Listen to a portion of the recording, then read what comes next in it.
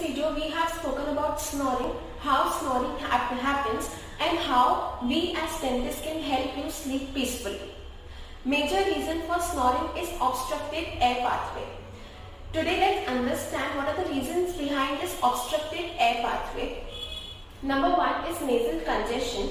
Allergies, sinus infections can lead to snoring as air is forced through the obstructed narrow pathway. Number 2 are anatomical reasons. Dilated nasal septum, enlarged tongue, enlarged tonsils can lead to snoring.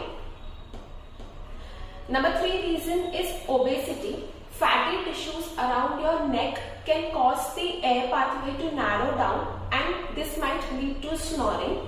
Number 4 reason is alcohol and sedatives can relax your tongue muscles and muscles around the back of your throat, which might lead to snoring. Number 5th reason is sleeping position. Sleeping on your back relaxes your tongue muscles, your tongue collapses back and this might lead to snoring. Number 6th reason is obstructed sleep apnea. OSA is a sleep disorder and snoring is a symptom of obstructed sleep apnea. Number 7th reason is pregnancy.